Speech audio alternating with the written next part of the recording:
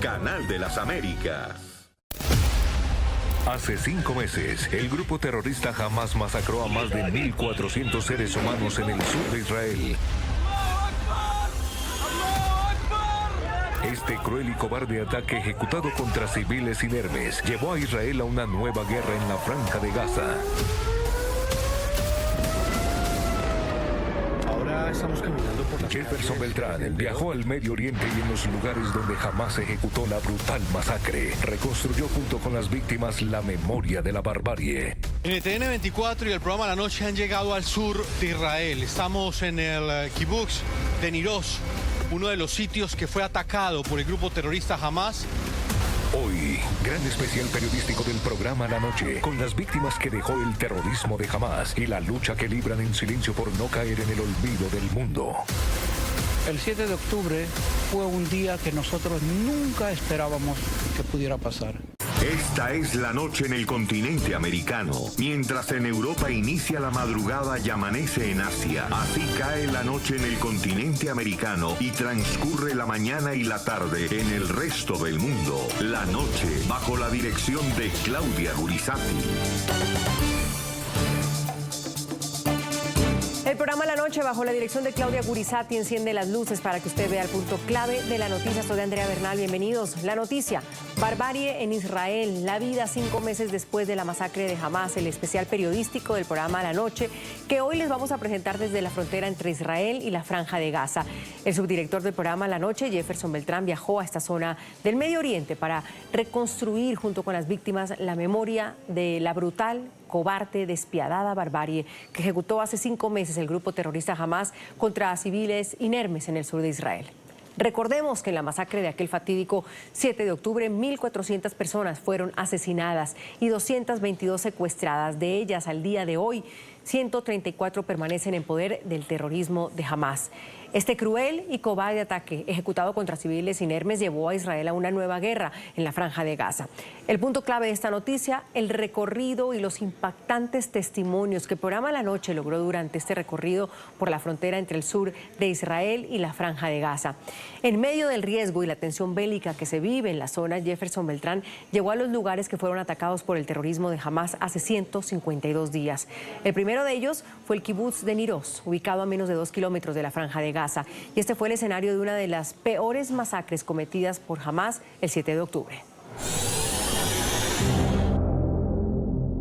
Para entender lo que pasó aquel triste y fatídico 7 de octubre del 2023, era necesario asumir el riesgo de viajar al sur de Israel, a la zona donde están ubicados los kibbutz o vecindarios, que fueron cobardemente y cruelmente atacados por el grupo terrorista Hamás.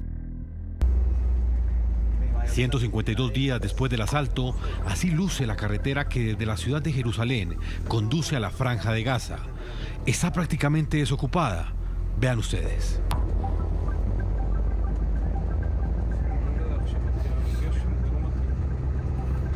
Es zona de guerra.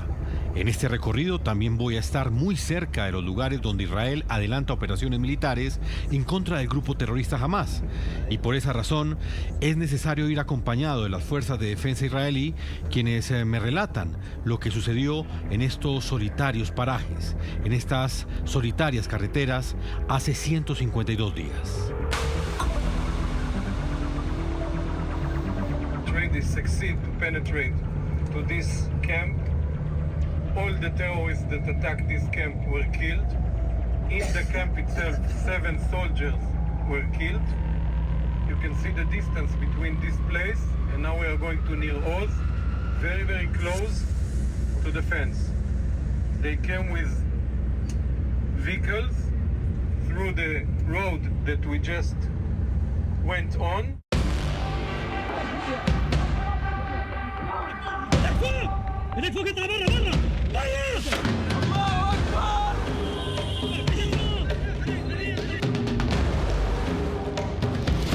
Lo que ustedes ven en pantalla era lo que sucedía en esta zona en la que me encuentro el 7 de octubre del año 2023.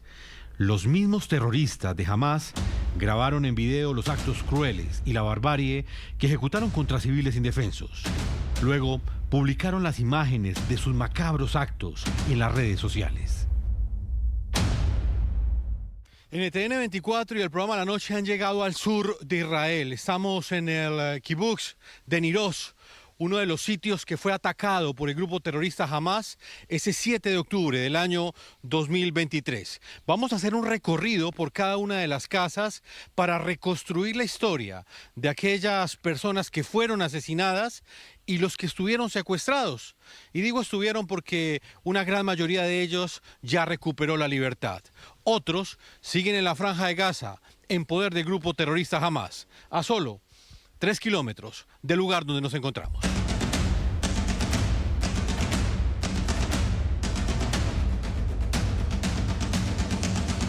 Estamos a 1.6 kilómetros de Abazan Zrir. Abazan Zrir es un suburbio de la ciudad de Khan Yunis. Es el lugar central donde nuestras fuerzas están luchando en este momento. La división número 98 de Dan Goldfuss. Y básicamente, si bien tenemos solamente 1.6 kilómetros de distancia de la Franja de Gaza, aquí nos separa un abismo. Nos separa el abismo que hay entre aquellos que educan al odio hacia el otro y aquellos que educan a respetar al otro.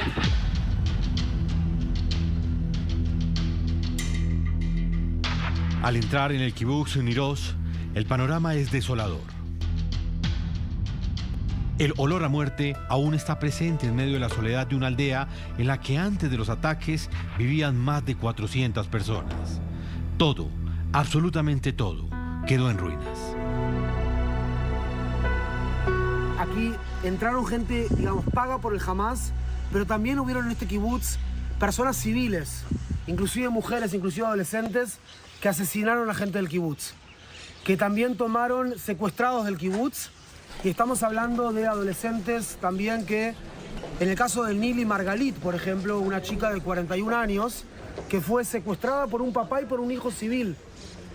Y al otro día fue vendida hacia la Ciudad Islámica Palestina, fue vendida como una especie de mercancía y luego salió también, fue liberada durante la pausa operativa. Pero eso es lo que pasó acá en el kibutz, ¿verdad? Hay civiles, hay gente terrorista paga por el Hamas, pero los civiles también asesinaron gente acá en el kibutz.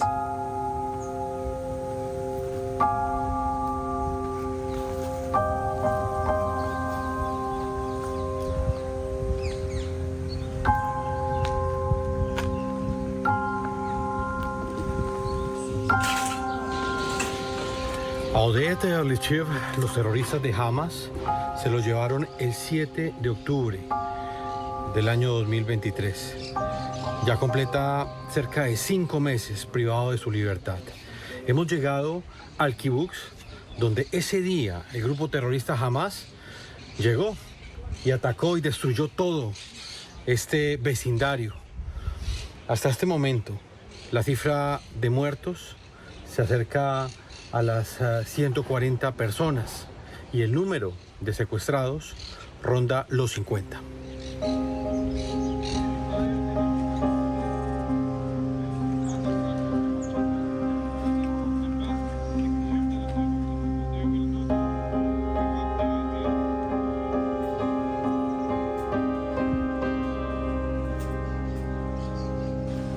Oded Lifshitz es una persona, en este momento tiene 85 años y está secuestrado en la Franja de Gaza. Pensamos que está en vida.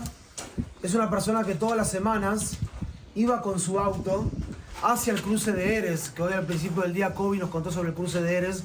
Iba con su auto hacia el cruce de Erez y en el cruce de Erez lo que hacía era tomar gente enferma de la Franja de Gaza para llevarla a personas como mi suegro, que es médico en el hospital de Soroka, el hospital de Beersheba, para todo tipo de tratamientos oncológicos, para todo tipo de diálisis, para todo tipo de distintos tratamientos médicos.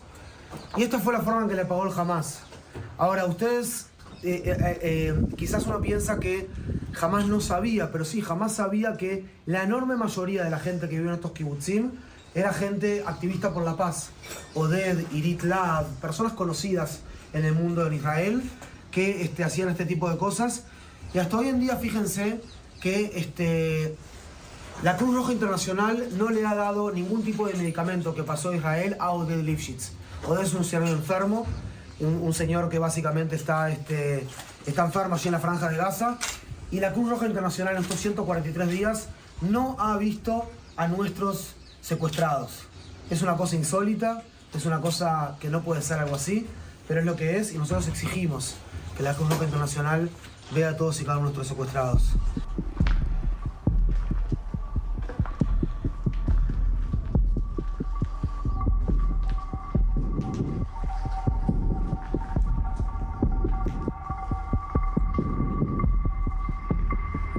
Aquí estaba Yarden, que dio batalla. Yarden, el padre de familia, que dio batalla aquí, tenía arma Yarden. Básicamente no logran abrir la puerta.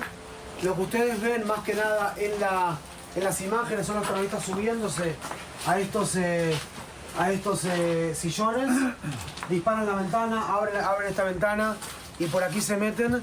Y Yarden está con sus dos hijos pelirrojos, ustedes la ven con cara absolutamente...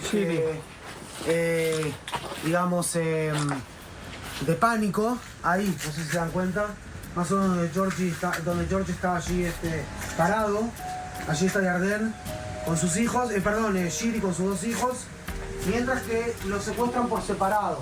A Yarden se lo lleva el Hamas y a la madre con los hijos pequeños se lo lleva un grupo minoritario, terrorista minoritario dentro de la franja de Gaza.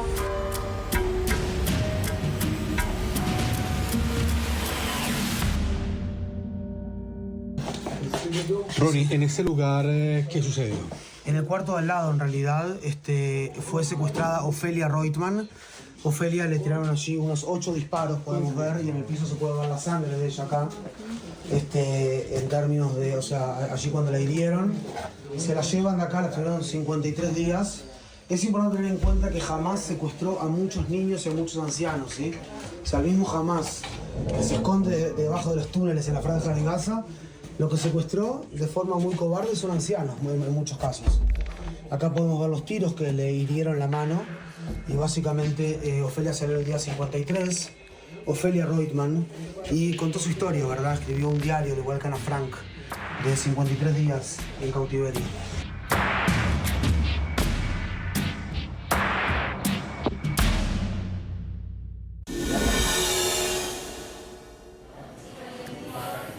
Y realmente esas imágenes logradas por Jefferson Beltrán en este reportaje no solo son impactantes, sino también son elocuentes para entender el nivel de la barbarie que ejecutó el terrorismo de Hamas hace 5 meses en el sur de Israel y que, recordemos, fue el detonante que llevó al Estado judío a defenderse y a declararle la guerra en la franja de Gaza, no al pueblo palestino, sino al grupo terrorista Hamas, es decir, al responsable del asesinato de más de 1.400 seres humanos. Pues precisamente nuestro objetivo en este viaje al Medio Oriente fue reconstruir la memoria de lo que sucedió desde la perspectiva de las víctimas. Por esa razón obtuvimos el testimonio de Dani Karkovic, un chileno que vive hace 2 décadas en Israel. Durante su recorrido por la frontera entre Israel y Gaza, Jefferson Beltrán logró conversar con él. Lo que ustedes van a escuchar a continuación es el triste, el crudo, conmovedor y a la vez inspirador testimonio de un padre al que el terrorismo de Hamas le asesinó a su única hija, a Loren Garkovich, hace 152 días en el kibutz que ustedes conocieron en el anterior informe, en el kibutz de Niroz. Y continuamos en el sur de Israel con esa cobertura de lo que han sido estos 5 meses desde el ataque criminal que cometió el grupo terrorista Hamas en esta zona de Israel. Estoy con Daniel. Daniel ha perdido a su hija. Es una víctima directa de ese ataque terrorista. Daniel, todo nuestro apoyo, nuestro acompañamiento en este difícil momento, porque han pasado 5 meses, pero el dolor está intacto en su corazón. Muchas gracias, muchas gracias. Quisiera que usted, como latino que vive acá en Israel, le reconstruyera a nuestros televidentes en el continente americano cómo vivió usted ese 7 de octubre. El 7 de octubre fue un día que nosotros nunca esperábamos que pudiera pasar. Estamos acostumbrados a ataques con misiles, contamos con refugios dentro de nuestras casas para ese objetivo y sabemos que un ataque con misiles dura 10 minutos y hay que estar otros 10 minutos dentro del refugio y después salir a ver y estar cerca del refugio. Esta vez fue no 10 minutos, no 20 minutos, no 1 hora, no 2 horas, 6 horas de ataques con misiles. Al amparo del ataque con los misiles, usándolos como una cortina protectora, entraron los terroristas de Hamas al amparo de la cortina de misiles. Entraron primero a bases militares, acribillaron a los soldados que están encargados de ver las cámaras de seguridad y hicieron estragos en varias bases militares que están al lado, y al estar neutralizadas estas bases, el próximo paso fue entrar a la población civil. Y aprovechándose de que el ejército estaba ocupado en ver y rescatar a los soldados, ¿no es cierto? Y fue un día que era un día feriado prácticamente, un día feriado, el día de cuando se recibieron las tablas de la ley. Había muchos que habían salido con permiso, les dieron un permiso. Y bueno, una vez que entraron a los lugares civiles, ya tenían un conocimiento perfecto. ¿Dónde vive el encargado de seguridad? ¿Dónde está el transformador de electricidad? ¿Dónde están las comunicaciones, las centrales de comunicaciones de cada lugar para poder neutralizar eso? Una vez neutralizado todo eso y neutralizado todos los sensores que hay de seguridad, pudieron entrar y sin discriminación, al azar, entraban en una casa, el que estaba dentro, o tiroteado, la casa incendiada, y algunos se los llevaban como rehenes, como escudo para poder regresar nuevamente a Gaza. Eso es lo que hicieron. Y este modus operandi fue exactamente copiado en cada lugar y en cada kibutz o en cada lugar fue hecho así. Daniel, hábleme de su familia. Al comienzo de esta entrevista le contaba a los televidentes que usted es una víctima directa de estos ataques. ¿Qué sucedió con su hija? Fue acribillada a tiros dentro del refugio. Ellos estaban sujetando la puerta del refugio para impedir que entren. Y la puerta fue avaliada, se puede ver por lo menos 100 disparos. Atravesaron la puerta y ellos cayeron. La puerta dejó de ser sujetada y ellos cayeron ahí. La casa todavía no ha sido incendiada. Y los arrastraron fuera del refugio. Yo pienso que con la intención de secuestrar los cuerpos, porque hicieron eso. Muchos cuerpos los secuestraron para usarlos como moneda de cambio. Y debe haber pasado algún contratiempo o que llegó el ejército o algo así. Los abandonaron dentro de la casa y prendieron fuego a la casa. La casa se desmoronó, el techo se cayó sobre ellos ardiendo y fueron incinerados y calcinados debajo del techo. Eso. Usted como padre de una víctima, ¿qué siente hoy al recordar esa sensación de inseguridad que enfrentaron los israelíes ese 7 de octubre? ¿Siente que el Estado le falló? Aún estamos en guerra. Habrán investigaciones y podremos averiguar qué es lo que realmente pasó y por qué pasó y dónde nosotros nos descuidamos en este momento. En este momento no, estamos en guerra. Una vez que baje el polvo y los cañones dejen de rugir, se investigará y se averiguará. Y yo no puedo decir que nos fallaron o no nos fallaron. Yo lo único que puedo decir es que nos pillaron totalmente desprevenidos, que no tenía que haber pasado eso. Daniel, reitero todo nuestro acompañamiento, nuestra solidaridad como víctima y quiero agradecerle por este testimonio que ha compartido con nuestros televidentes de NTN 24 en todo el continente americano. Muchas gracias. Y nuevamente vuelvo a recalcar esto. Les pido que sean nuestros embajadores, que en cualquier foro, en cualquier lugar en donde ustedes estén, comuniquen lo que han visto. Y comuniquen también que el pueblo de Israel siempre ha pensado de esta forma. Am Israel Hay, Y todo lo que ha sido destrucción, vamos a volver a transformarlo en un vergel florecido. Muchas gracias. Vamos a continuar con este recorrido en el programa La Noche en el canal NTN 24 por toda la zona sur de Israel en momentos en que ya se cumple el 5.º mes de esta masacre, de la barbarie que ejecutó el grupo terrorista Hamas en esta zona donde vivían civiles. Ellos lo que hicieron fue masacrar mujeres indefensas como la hija de Daniel. Este testimonio que de alguna manera refleja el dolor que viven más de 1.400 familias, 1.400 víctimas que hoy lloran a sus muertos y aún esperan respuesta del Estado israelí.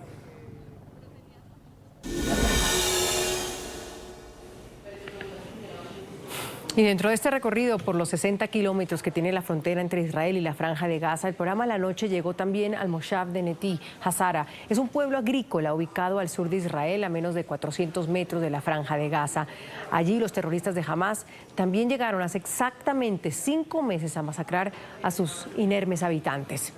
Y Jefferson Beltrán reconstruyó junto con las víctimas de la barbarie lo que sucedió aquel fatídico 7 de octubre. Ese día, en ese vecindario fueron asesinadas 20 personas, entre ellas 2 de los 4 hijos de Alfredo Bax, un anciano argentino de 82 años que nos abrió las puertas de su casa para narrarnos su tragedia y la forma como logró sobrevivir escondido con su perro en un refugio. Estimados, estamos en este momento ingresando en el kibutz Neti Hazara. A nuestra izquierda está la Franja de Gaza, quizás a 1 kilómetro. Y estamos yendo ahora a un punto donde vamos a hacer un briefing estratégico. La Franja de Gaza tiene 60 kilómetros de largo. Les cuento que aquí tenemos entre 5 y 7 segundos, en la medida de que sea lanzado un cohete, de 5 a 7 segundos. Y como pueden ver, todos los lugares son, ven a la derecha acá, son todo tipo de refugios. Refugios aquí a la derecha. But most of the people here, 90% of the people, they are not here. Gaza está ahí. Gaza está en ese lugar, sí. Aquí cerquita. ¿A cuántos kilómetros? Acá estamos viendo el Google dos. Maps. Mira. Un par de kilómetros. Se puede ver visualmente. Sí, vamos a verla todo el día la Franja de Gaza. Hemos llegado a Neti Hazara, uno de los lugares que fue atacado ese 7 de octubre. Hace exactamente 5 meses llegaron a este lugar que ustedes van a ver a continuación, un grupo de terroristas de Hamas, y atacaron a un pueblo granjero, un pueblo que se encuentra a escasos 3 kilómetros de la Franja de Gaza. Vamos a conocer en el lugar donde fue ejecutada esta masacre los testimonios de aquellas personas que sobrevivieron al ataque y que en este instante continúan viviendo aquí. En este momento, este moshav está completamente abandonado, ¿sí? No completamente, porque hay algunas personas que siguen haciendo agricultura. Este es uno de los graneros, digamos, del país. El 25% de la producción agrícola del país es en esta zona, estos 60 kilómetros que son en la frontera con la Franja de Gaza. Y básicamente estábamos acá con uno de los, con Eitan, uno de los agricultores, que él sigue aquí en este lugar para no perder toda su cosecha.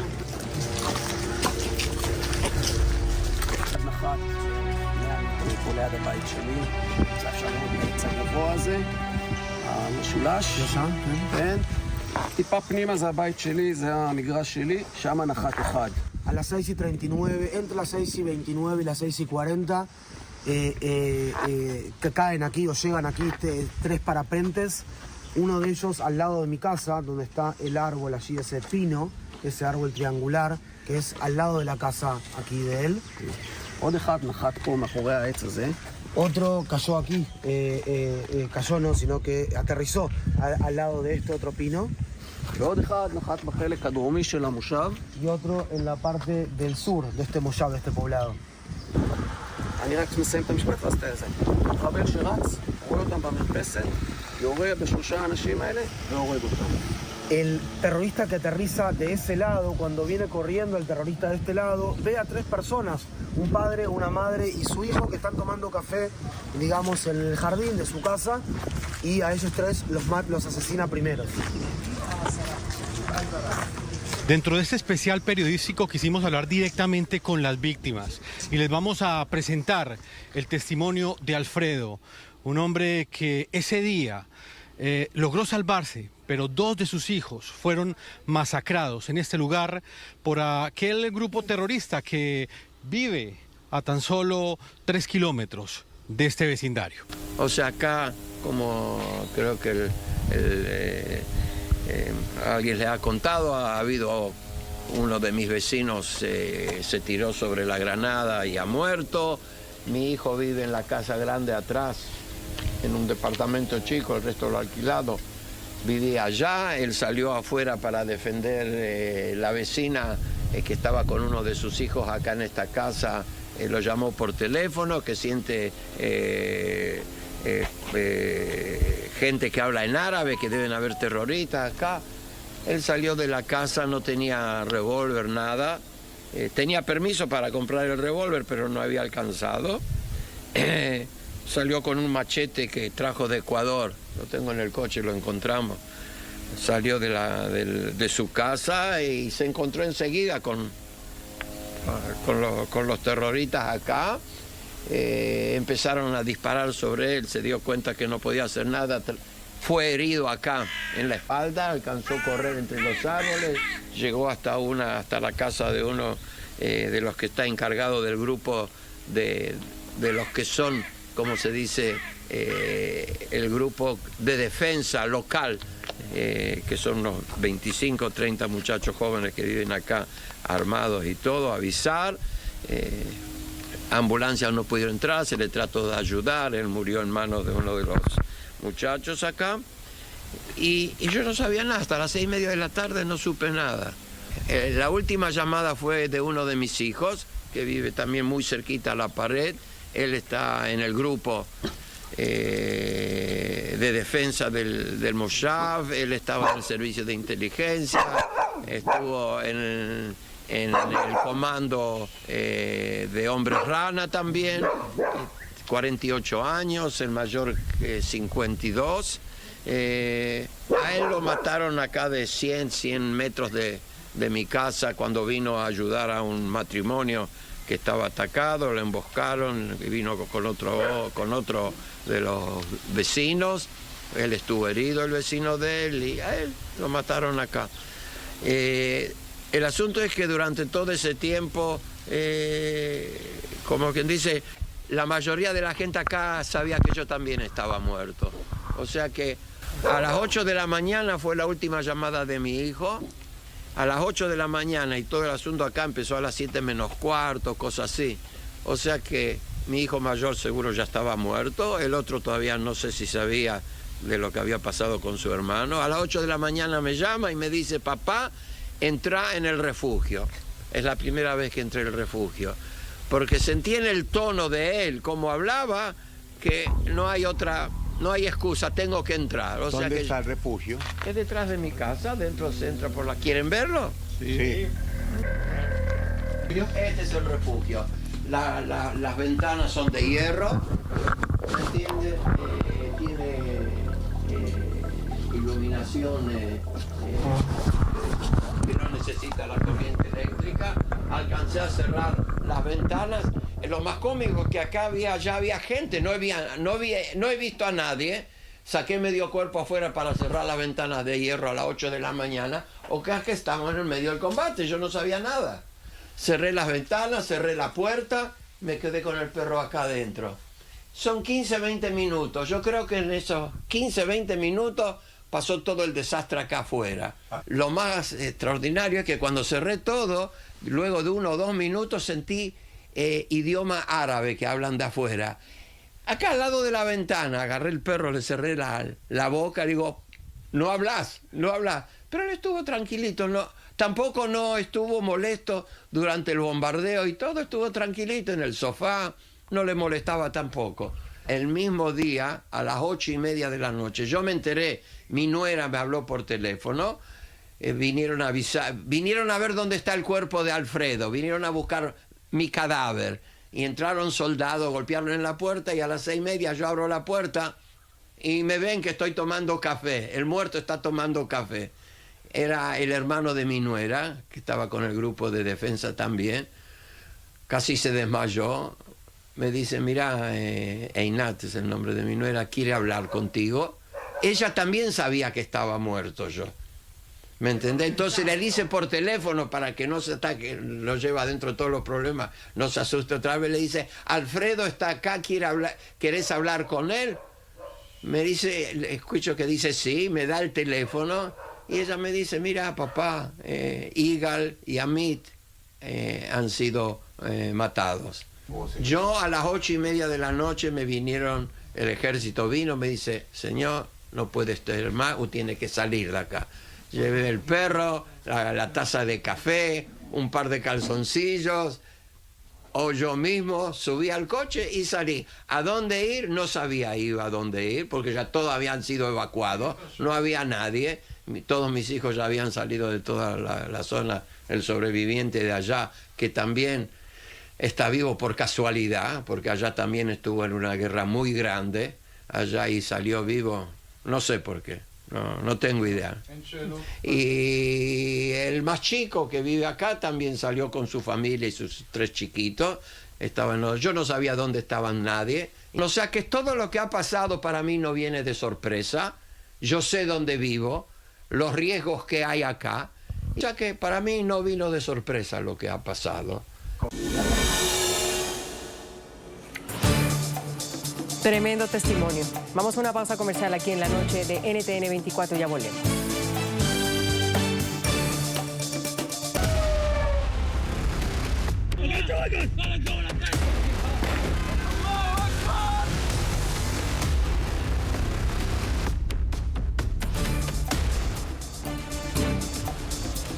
El subdirector del programa La Noche, Jefferson Beltrán, también viajó a la ciudad de Tel Aviv, donde en una de sus plazas centrales, pues diariamente se dan cita cientos de personas para exigir la liberación inmediata de los 134 secuestrados que el grupo terrorista Hamas aún mantiene en su poder.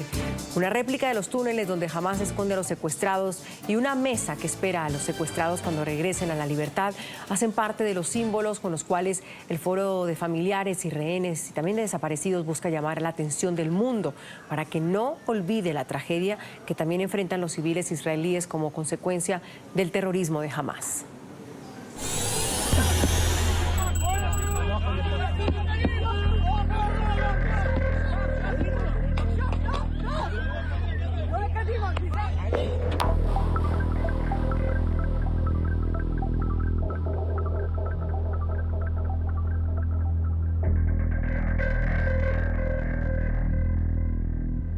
Israel lucha para que la memoria de la barbarie ejecutada por Hamas el 7 de octubre del 2023 no quede en el olvido.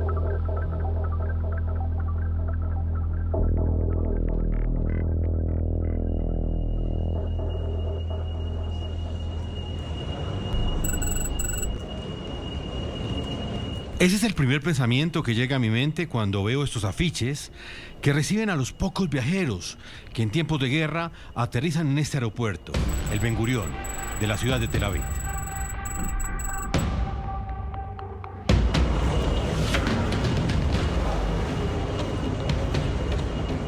Libérenlos ya.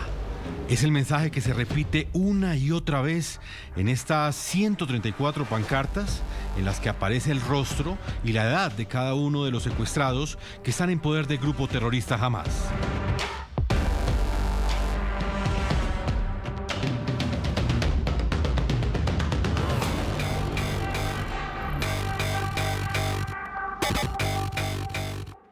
Aquí en Tel Aviv me he encontrado con un símbolo. El símbolo de la mesa que está esperando a esos 130 secuestrados que desde el pasado 7 de octubre están en poder del grupo terrorista Hamas. Es una mesa que está dividida en 2 partes. Ustedes ven en este lugar la mesa que ellos tienen en este momento. Ven media pita, la forma como los alimentos son bastante restringidos para ellos. Poco arroz, pocos alimentos, pocas bebidas. Es un símbolo de las condiciones infrahumanas en las que estarían esos más de 130 secuestrados.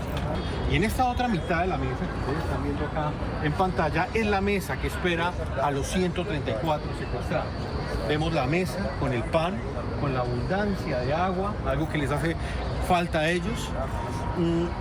Y también la esperanza de una familia que desde hace muchos meses, ya más de 5, espera que ese ser querido regrese a la libertad.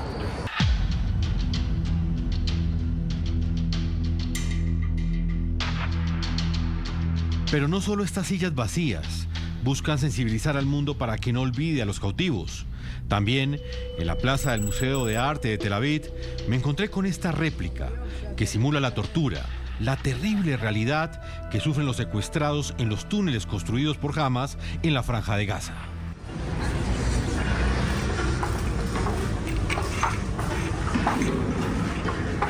...30 metros de recorrido en los que se escuchan sonidos de explosiones.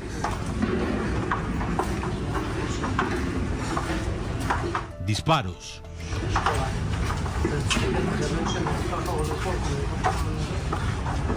Y voces lejanas. Al final, una luz de esperanza que representa la voz de protesta ante el mundo para que no olvide la tragedia que también enfrentan los civiles en Israel.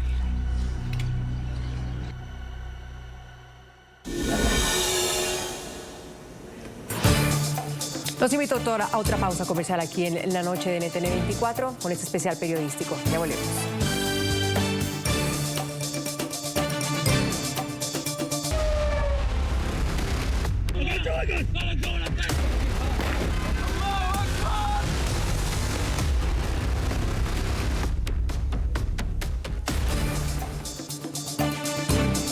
El 7 de octubre del año pasado, hace exactamente 5 meses, Hamas no solo asesinó a civiles inermes como a la hija de Daniel, el impactante caso que conocimos y escuchamos en la primera parte del programa. Este grupo terrorista también violó mujeres y secuestró a por lo menos 222 personas, muchas de ellas ancianos y menores de edad. De hecho, vale la pena recordar que al día de hoy 134 personas continúan secuestradas.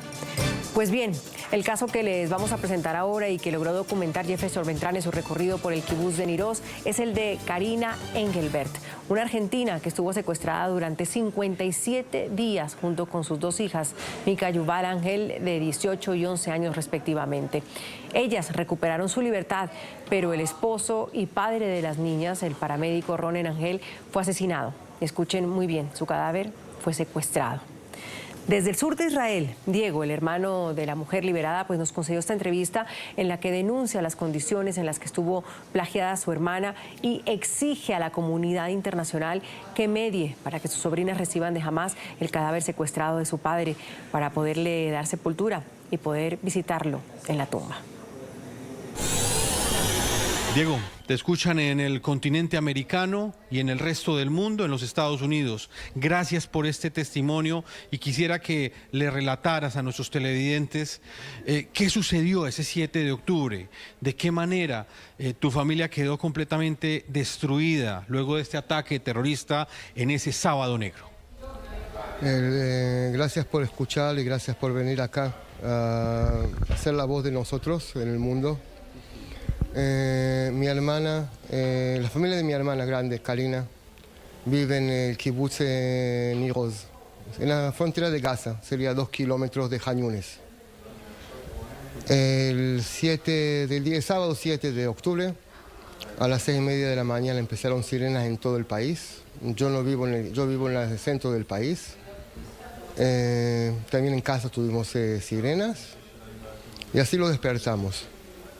Después empezamos a hablar con la familia, en el grupo de la familia, y a las 9:30 de la mañana fue la última vez que escuché de mi hermana Karina, que en esa hora estaba con sus 2 hijas, y el esposo, sería mi cuñado, Ronen, es paramédico voluntario. Cuando empezó el ataque salió de la casa a ayudar a la gente, a ayudar a los amigos, a ayudar a la población donde él vive. Y perdimos el contacto con todos. Después de 57 días, la liberaron a Karina y a las 2 hijas. Después de 59 días, sería 2 días después, recibimos la noticia que Ronen lo asesinaron y el cadáver de él los tiene el grupo terrorista de Hamas. Lo tienen como grupo, el cuerpo, lo tienen como rehén, el cuerpo de una persona muerta. Y él lo mataron cuando fue a ayudar a la gente de la población de ellos. Salió con la mochila de primeros auxilios que él tiene en la casa. La mochila la encontraron en el campo del kibutz, tirada.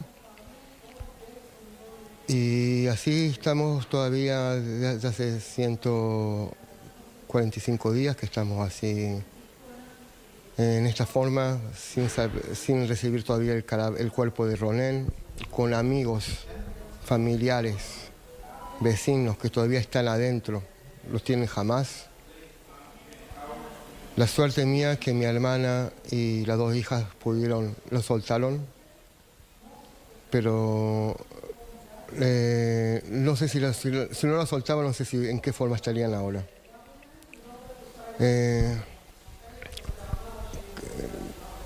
Fue 57 días de terror, de pesadilla, de no dormir, que no sabes lo que pasa con tu familia. Nosotros al final supimos que cuando la soltaron, que Mika, la nena más chiquita sería de Karina, mi sobrina de 11 años, fue herida cuando la raptaron y se escaparon para dentro de Gaza. Hicieron un accidente, la camioneta se tumbó y cuando la quisieron sacar a Yuval de la camioneta, le hicieron más daño y perdió un dedo en la pierna, estuvo internada 1 mes y medio acá en Israel. La operaron allá 2 veces, pero yo no quería que nada, yo no quiero, como la forma de operaron, la forma que ella vino del país, me parece que no le hicieron nada, le hicieron más daño que ayuda. Que ayudarla. Diego, quisiera que precisamente habláramos de eso, por el respeto que tenemos por las familias de los secuestrados y porque sabemos que la hermana de Diego, pese a que ya está liberada, nos ha dicho que pues no concede entrevistas en este momento. Me gustaría que nos hablara un poco de lo que ella le contó a usted, en qué condición tienen a los secuestrados israelíes, filipinos, a los extranjeros que están en ese momento en la franja de Gaza. ¿Qué información tienen ustedes del tratamiento humanitario que les dan a ellos en esos túneles? No hay tratamiento humanitario, no hay.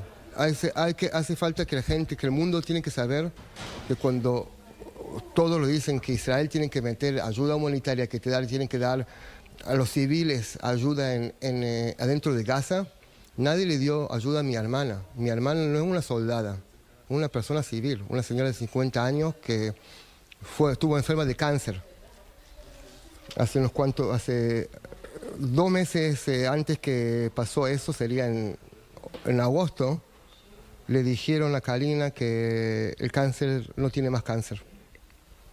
Entonces una señora de 50 años que pasó operaciones, que pasó quimioterapia, estuvo en un sótano de un edificio. Entonces nadie me puede decir a mí que ellos recibieron ayuda, que les dieron condiciones buenas, porque ellos no tuvieron condiciones. ¿Cómo era la alimentación? No comían. Algunas veces le daban un pedazo de pan, pita sería, con queso, algunas veces no comían, una latita de atún chiquita para 5 o 6 personas. Después que Karina, cuando escuché también de los vecinos de Karina que estuvieron secuestrados, y de las nenas, una nena de 11 años, que el color de la piel es un color enfermo, que no estuvo en el sol. El mundo tiene que saber que mis 2 sobrinas estuvieron raptadas adentro de un hospital. Hay denuncias de violencia sexual contra las mujeres secuestradas. Sobre ese particular, su hermana, ¿qué información tuvo? No me habló de eso. Yo sé que la suerte que no a ella y no a las 2 hijas la tocaron de esa forma, de violar. Pero nosotros sabemos que escuché que volvieron a vecinas de ellas. Las tenían, mira, de acá a una semana y media va a ser el Día Mundial de la Mujer. Y yo quiero ver qué mujer hoy, en el 2024, después que tuvimos el Me Too, si alguien le habla mal en la calle, entonces van directo van a la policía. Nadie fue a la policía a decir que la vecina de mi hermana la violaron. ¿Por qué? Porque son judíos, porque viven en Israel. Las mujeres del mundo se callan. Y eso hace falta terminarlo.